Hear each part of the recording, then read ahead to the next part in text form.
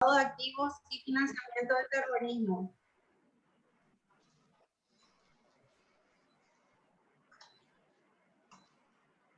En el lavado de activos, lo que se hace es darle apariencia lícita a un dinero que proviene de origen ilícito. También, generalmente lo que se suele hacer es utilizar ese dinero mal habido para financiar el terrorismo, y esto daña la imagen de la empresa como tal. Entonces, es por ello de que, haciéndose varias investigaciones, la CEPRELAT ha reglamentado la compraventa de vehículos, ya que se tuvo certeza, ¿verdad?, de que nuestro rubro de compraventa de vehículos está siendo utilizado para lavar activos de gente que está teniendo un origen ilícito de esos bienes.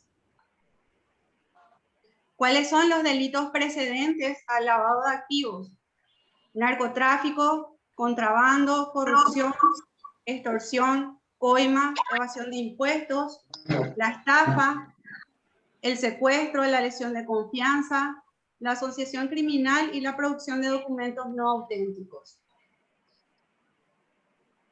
Tenemos varias normativas que se encuentran vigentes actualmente. La primera normativa en cuanto a la prevención y represión de los actos ilícitos de dinero, de activos o bienes, fue reglamentada en el año 97 a través de la ley 1015. Posteriormente, en el año 2019, se reglamentó una resolución por la cual se aprobaba el reglamento de identificación de personas expuestas políticamente. En el año 2020 tenemos la resolución 196, por la cual se aprobó el reglamento de prevención de lavado de activos y financiamiento del terrorismo, basado en un sistema de administración de riesgos. Anteriormente la ley era enunciativa, meramente enunciativa, y lo único que se pedía al cliente era completar un formulario que se llama anexo B para operaciones en dólares, y eso hoy día ya no se encuentra vigente. Ya no hay un mínimo de dinero que ingresa a la empresa, entonces todos los clientes, a partir de la resolución 196, que fue publicada en octubre de 2020, ya fue obligatorio para todos la firma de ese anexo B, y también sigue rigiendo lo que es la identificación de personas expuestas políticamente. También en el año 2020 se publicó la resolución 202, por la cual se debe solicitar la constancia de inscripción de personas y estructuras jurídicas y de beneficiarios finales, que es emitida por el Ministerio de Hacienda bajo la dirección de la Abogacía del Tesoro. Esto rige para lo que serían personas jurídicas, que serían las empresas. Entonces, para todos los casos de nuestros clientes, ya sean contado y crédito, rige estas reglamentaciones que se encuentran vigentes. La de identificación de personas expuestas políticamente, la reglamentación de las empresas en cuanto a lo que es la presentación de la constancia de inscripción de registros de beneficiarios finales y estructuras jurídicas, y también el anexo B, que ya hoy día firman todos los clientes.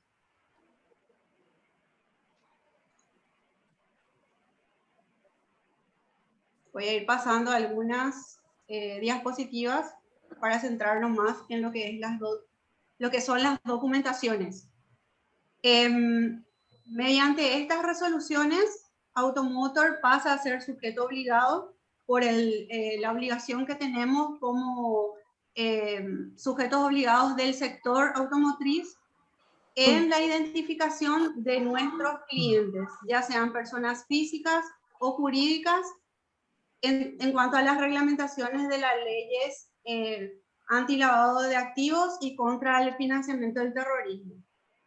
De ahí la necesidad de que tengamos ciertas documentaciones que exigir a nuestros clientes, sean personas físicas o jurídicas, sean clientes de contado o clientes de crédito.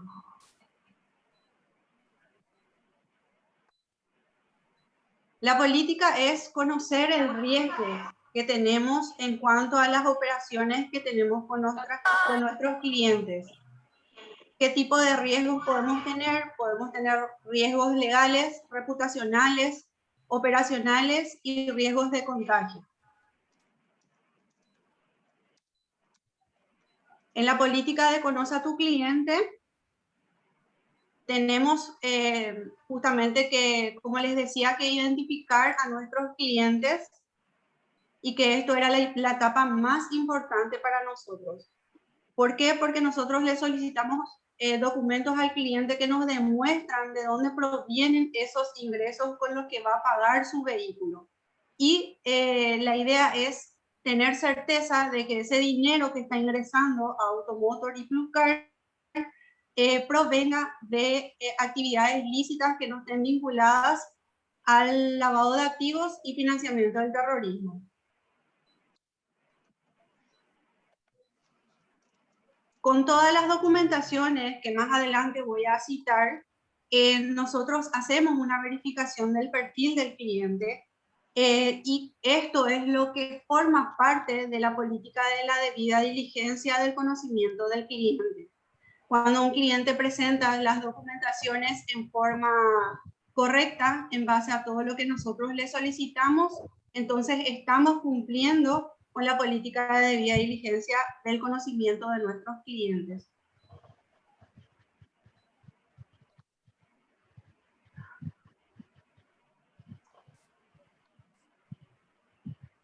Voy a ir citando las documentaciones que son necesarias para las personas físicas. Para las personas físicas tenemos el formulario de identificación del cliente, que es el conocido anexo B, que ya seguramente ustedes estuvieron recibiendo por cada una de las ventas que van realizando. En ese formulario existen algunos ítems que deben completar el cliente y el vendedor. Los documentos que deben ir acompañados en caso de personas físicas son la copia de la cédula de identidad. En caso de extranjeros se puede presentar la copia de la visa, el pasaporte y se podrá también exigir en caso de el certificado de admisión permanente o admisión temporaria. En la parte de los comprobantes de ingresos, tenemos aquí citados el certificado de trabajo o 6 últimos IVA. Aquí quiero ampliar un poco porque de repente hay casos en los casos de contado principalmente, que tenemos ciertos inconvenientes para poder conseguir los documentos del cliente. Entonces nosotros buscamos la forma de que el cliente pueda presentar alguna documentación que pueda demostrarnos que esos ingresos. Entonces, aparte de estos documentos, nosotros estamos también aceptando lo que es los extractos de cuenta bancaria cuando de repente no tiene una liquidación de salario, sino directamente le transfieren los fondos de forma mensual a su estado de cuenta.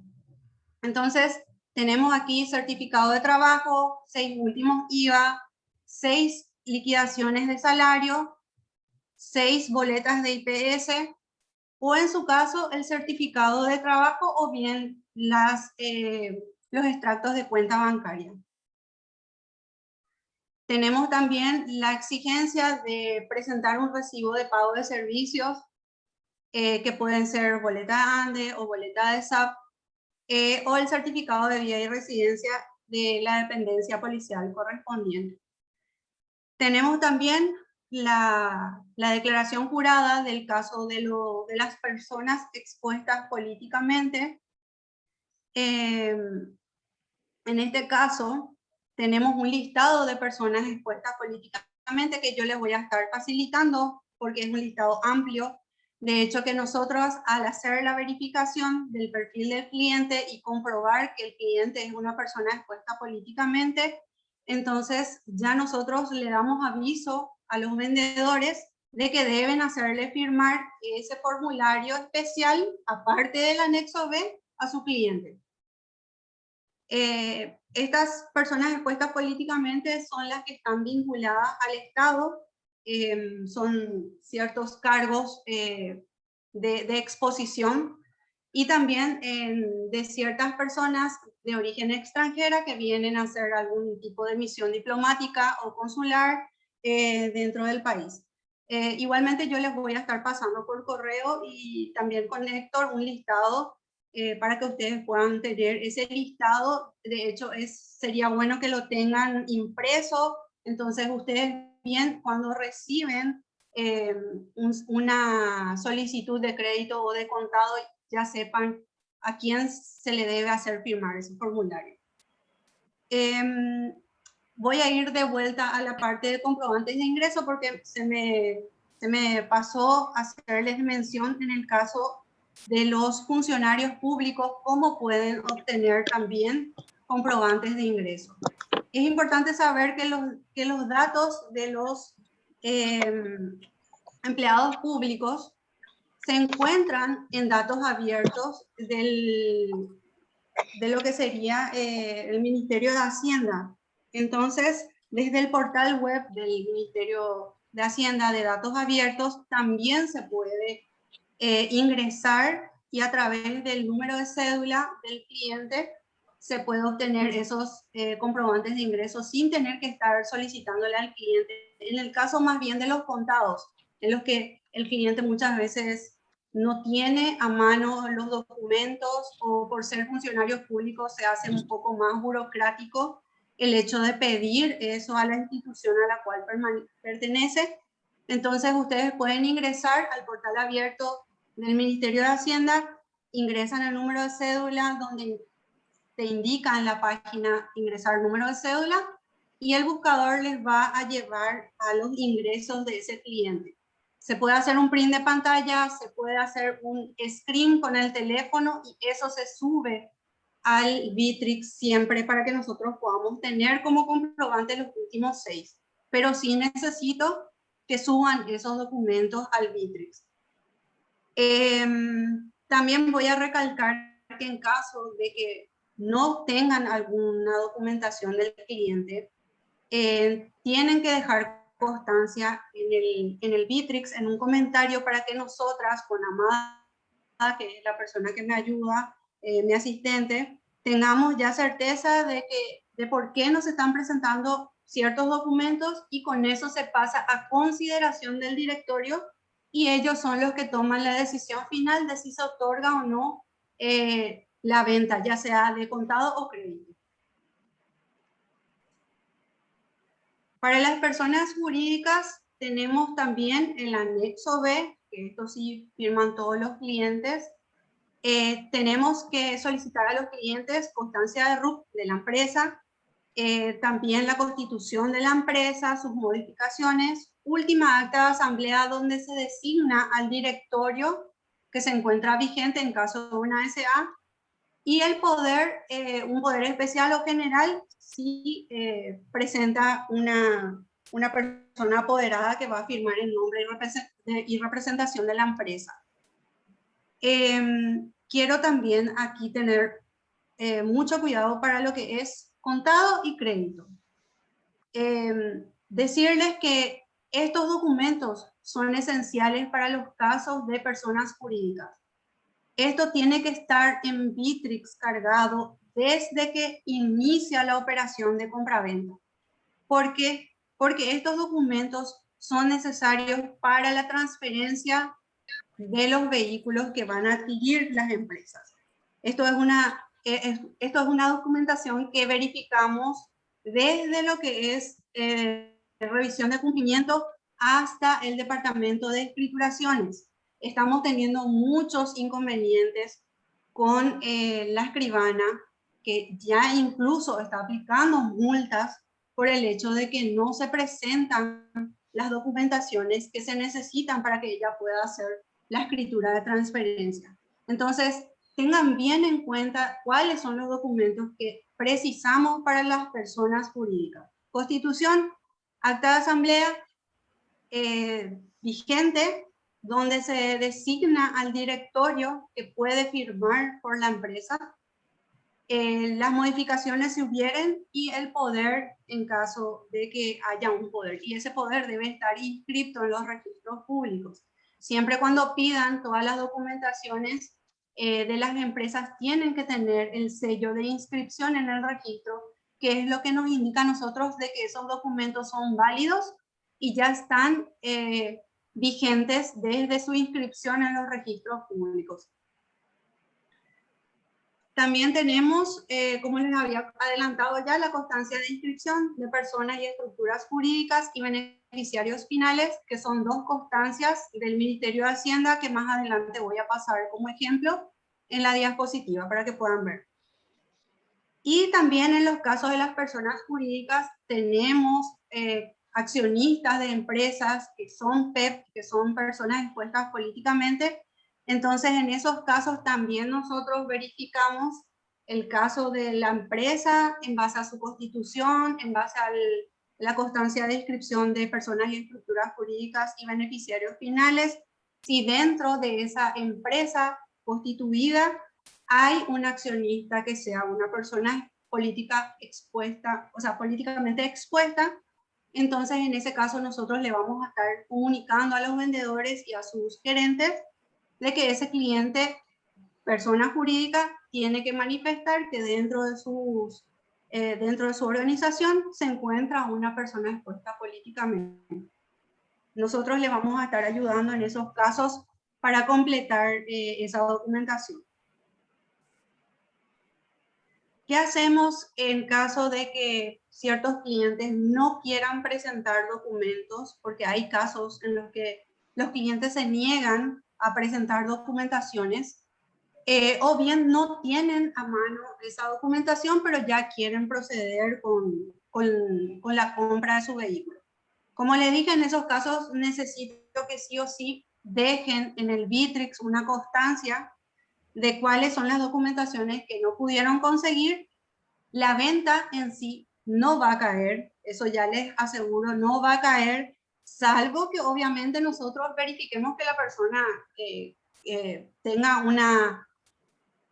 un antecedente penal por estafa o alguno de los delitos relacionados al lavado de activos, y eso obviamente nosotros vamos a informar al directorio y se verá con ellos si finalmente se decide o no hacer la venta en esos casos, pero sí necesitamos esa constancia.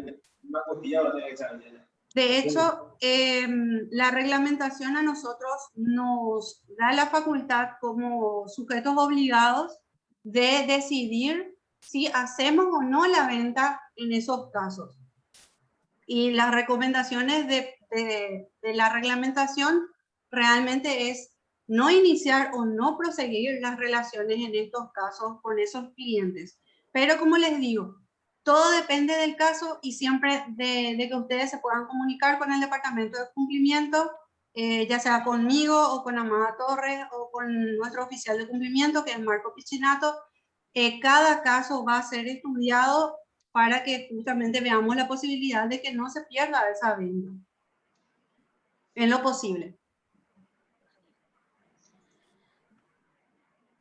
Esto voy a pasar porque ya lo estuve explicando anteriormente. Este es el listado que yo les voy a estar facilitando de algunas personas que son expuestas políticamente, tanto nacionales como extranjeras, que se encuentran enlistadas, y explicarles un poquito acerca de lo que son nuestros anexos. Nosotros tenemos informes que enviamos a CEPRELAC cada 6 meses. Se componen de 3 documentaciones que son obligatorias para nosotros como sujeto obligado. En el anexo A tenemos lo que sería la planilla de operaciones de compraventa de vehículos automotores, y también en la planilla 2, que sería la de importación de vehículos automotores nuevos y usados. Eso lo hace nuestro departamento de importaciones, que nos emiten ese listado, ese informe, para que nosotros podamos emitirlo a CEPRELAT, remitirlo a CEPRELAT. En el anexo B, que justamente estoy compartiendo en pantalla, que es el que tienen ustedes en administración de ventas, que son los formularios que sí o sí se deben presentar para poder hacer el recibo del dinero del cliente, ya sea que se haya pagado en efectivo, transferencia o cheque.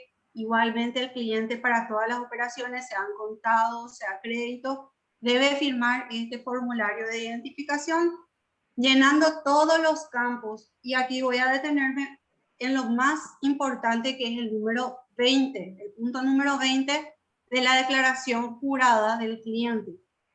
En esta parte muchas veces no se está marcando de dónde provienen los ingresos con el que el cliente va a abonar ese vehículo.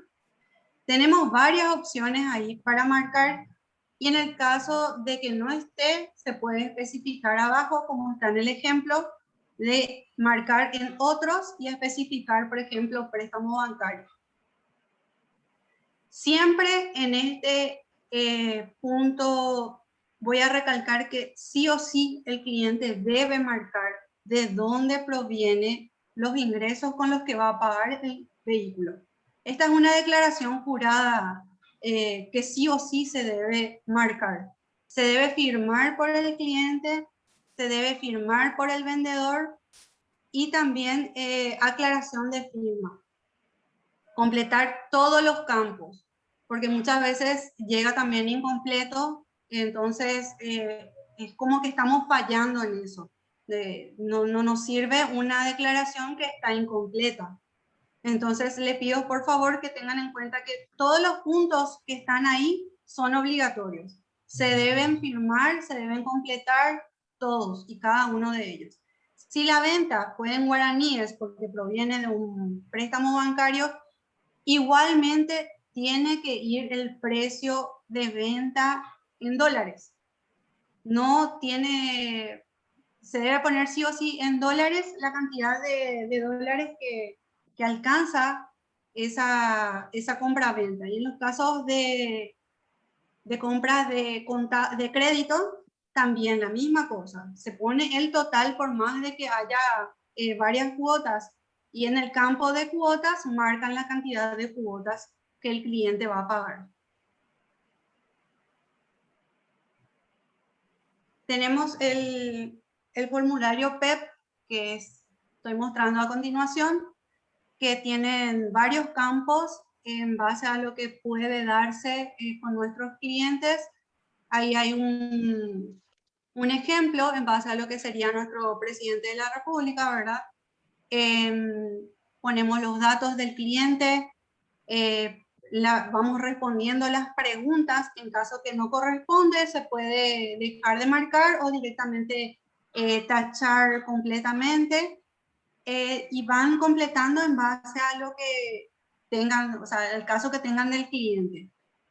Recalco también que en caso de que necesiten ayuda para completar los formularios PEP, se pueden comunicar conmigo y con Amada Torres. Le vamos a estar ayudando para poder completar, y también tengan la certeza de que nosotros, cuando es una persona expuesta políticamente, en caso de contado, le comunicamos al vendedor.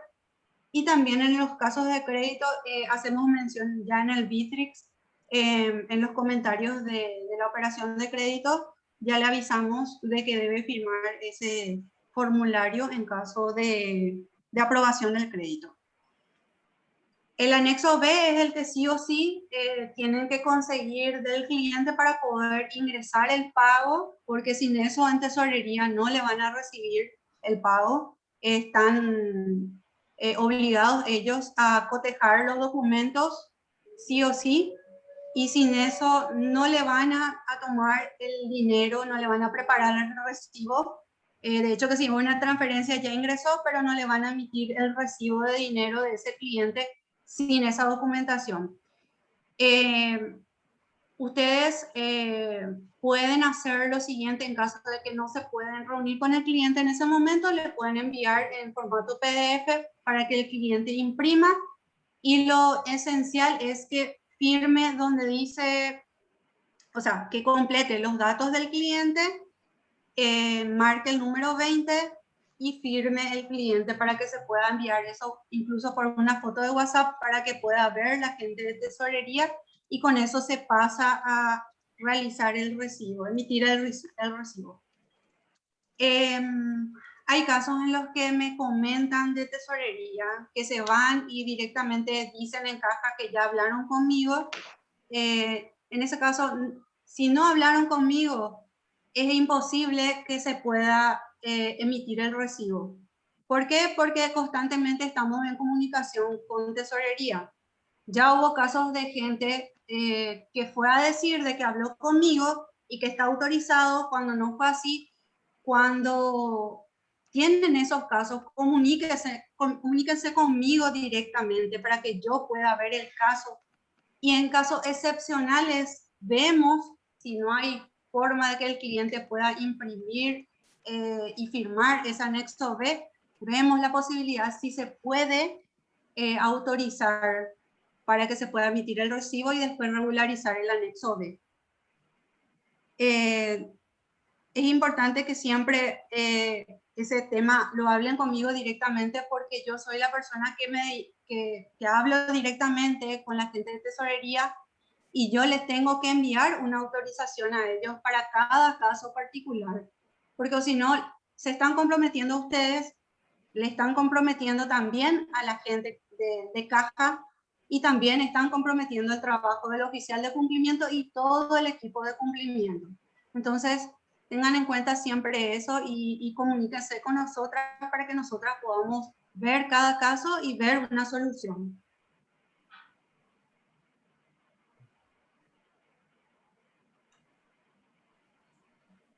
A continuación, tengo un modelo de constancia de beneficiarios finales y personas y estructuras jurídicas.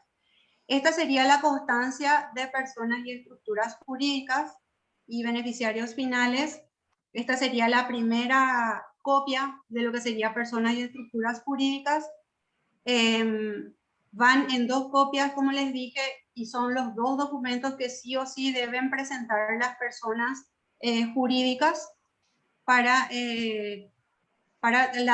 completar la debida diligencia en el caso de las empresas. Entonces, estos documentos se le debe pedir al cliente y explicarle al cliente que esos documentos le puede solicitar a su contador, porque es el contador el que le va a poder facilitar esos documentos. Ya todas las empresas tenían un tiempo de inscribirse en esta estructura hasta el año pasado, hasta el año 2020. Entonces, es de conocimiento de todos los contadores la obligatoriedad que tienen de contar ya con esa documentación. Esta sería la segunda hoja de beneficiarios finales, que es lo que nos indica a nosotros quiénes son las personas dentro de esa empresa que se verían beneficiadas finalmente con la compra que realiza una empresa. Entonces, estos documentos son muy importantes porque nos ayudan también a nosotros a verificar quiénes son los accionistas de las empresas y quiénes son los beneficiarios finales, y todo va ligado porque justamente también nos ayuda a nosotras para poder verificar si dentro de la estructura de la empresa existe alguna persona expuesta políticamente, para que también nosotros podamos ver de hacerle firmar esa documentación que nos exige CEPRELAT, que es la del formulario PEP.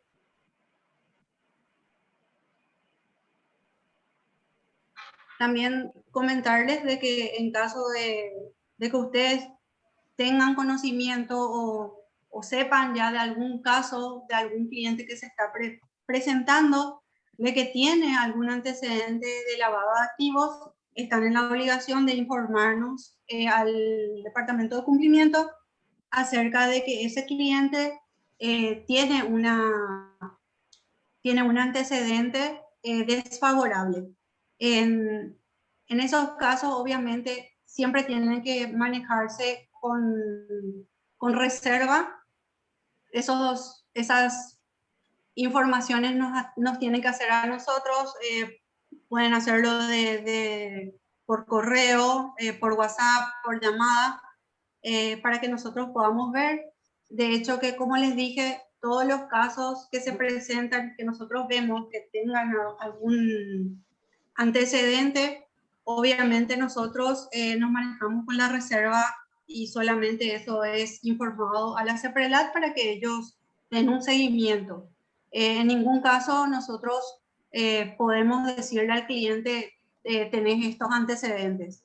No, directamente, si el directorio decide vender en esas condiciones, nosotros lo que hacemos es informar a la CEPRELAT y ellos van a dar seguimiento al caso del cliente y nosotros también hacemos un monitoreo constante de ese cliente.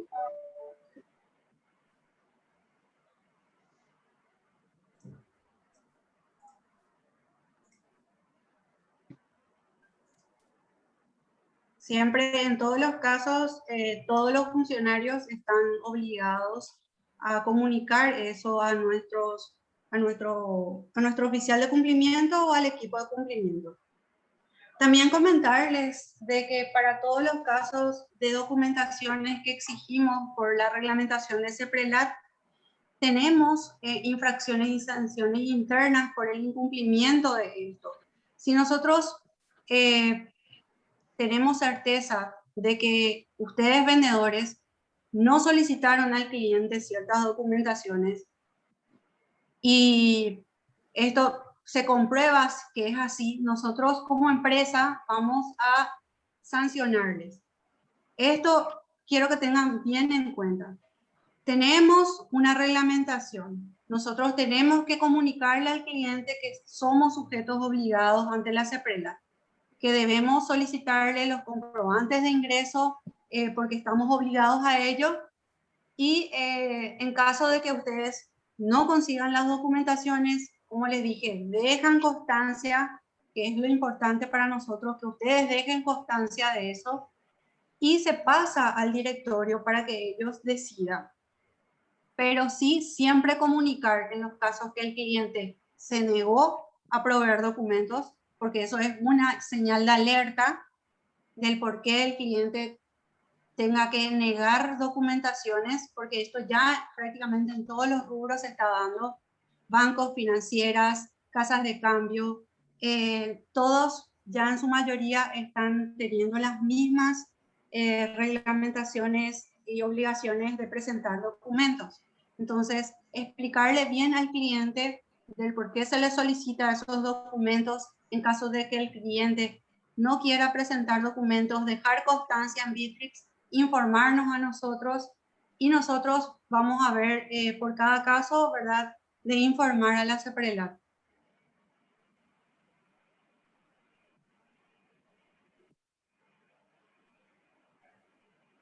¿Cuáles serían las faltas para los funcionarios que incurren en estas infracciones?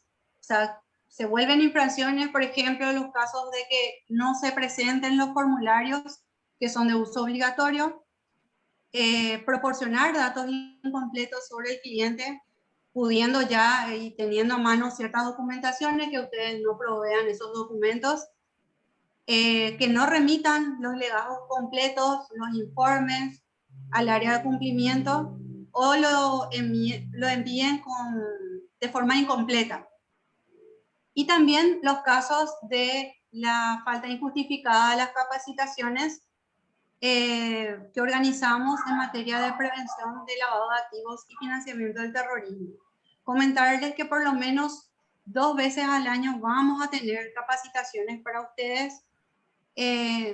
Generalmente vamos a hacer con el grupo que ingresa y también, aparte de eso, posiblemente dos al año con los demás grupos que ya vienen trabajando anteriormente con nosotros.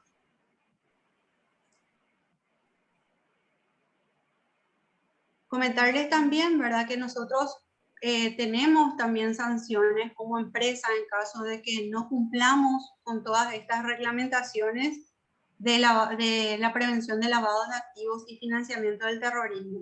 Entonces, explicarles que esto es una cadena, porque empieza desde ustedes vendedores y termina con la venta del vehículo y la presentación de todos los documentos que nos requiere CEPRELAT a nosotros cada 6 meses. Entonces, que nos ayuden también a nosotros para poder cumplir como empresa y que no seamos sancionados, y hacerles mención de que esta sanción no solamente va para el directorio, que es el sujeto, o sea, la máxima autoridad, que es el directorio de la empresa. Las sanciones van para la máxima autoridad, directorio, oficial de cumplimiento y su equipo de cumplimiento, los gerentes y los vendedores que se lleguen a comprobar de que no hayan facilitado todas las documentaciones de un cliente con antecedentes de LA efectivo. Entonces, tengan muy en cuenta de que todos trabajamos para la misma empresa, nos debemos a Automotor y Pluscar, y en estos casos que lleguen a haber sanciones para nosotros, también puede llegar hasta ustedes. Y las sanciones son pecuniarias, o sea, son en guaraníes o en dólares, según lo que nos indique CEPRELAT. Entonces, tengan bien en cuenta eso y por favor, que nos ayuden a nosotros para poder hacer el trabajo también. A continuación, paso a citar algunas sanciones que pueden ser aplicadas a las personas jurídicas infractoras, que son, en este caso, para las que trabajamos, que es Automotor y Pluscar. Tenemos desde la primera, que sería un apercibimiento que hace CEPRELAT. Luego tenemos la amonestación pública, cuando ya se hace público que tenemos una sanción, ya empiezan a publicar en periódicos, tanto impresos y digitales, que obviamente dañan la imagen de la empresa. Luego de esto, si hay una sanción más fuerte, ya va una multa de hasta 5.000 salarios mínimos mensuales para las personas jurídicas infractoras. Y también se puede dar los casos de multa de hasta 50% del monto de la operación con la cual se cometió la infracción. Esos reportes que nosotros enviamos cada 6 meses a CEPRELAT son verificados por ellos. También nos piden a nosotros las carpetas de venta de esos clientes. Si se comprueba que hubo una falla nuestra como empresa, tanto oficial de cumplimiento, equipo de cumplimiento, gerente y vendedor, entonces se toma esa operación de venta y el 50% del monto de esa operación de la cual se cometió la infracción, esa es la multa que nosotros vamos a tener que pagar como empresa. Y obviamente ya también lo que conlleve para el caso de los gerentes y vendedores que se comprueben que hayan incurrido en esa falta. Otra sanción que se puede dar es la suspensión y clausura o la inhabilitación temporal de la licencia para operar de la empresa hasta 1 año, incluso hasta la revocación de la autorización para operar en el mercado. Entonces, y también citarles nuevamente el hecho de que todos los funcionarios, empleados, directores y altos gerentes de las personas jurídicas infractoras pueden tener todas estas sanciones y sin perjuicio de los procesos penales que se puedan abrir en contra de la empresa, llámese empresa, sujeto obligado en sí, también el directorio de la empresa, el oficial de cumplimiento, el gerente de la empresa y el vendedor de esa operación de compra-venta que fue verificada y sancionada por CEPRELAT. Anteriormente ya hubo un caso, por ejemplo, en el Banco Itaú, ¿verdad? Que recibió una multa histórica de 9,6 millones de dólares por las fallas en prevención de lavado de dinero. Y esto lo pongo a modo de ejemplo para que ustedes tengan en cuenta de que todo el tiempo se está verificando desde CEPRELAT en todos los ámbitos y que ellos al momento de verificar no van a dudar en sancionarnos como empresa y todo lo que conlleva, como les dije, si se da los casos de que nosotros mismos como empresa no estamos exigiendo a los clientes esas documentaciones que nos pide CEPRELAT. Entonces, esto es lo que quería compartir con ustedes para que puedan tener en cuenta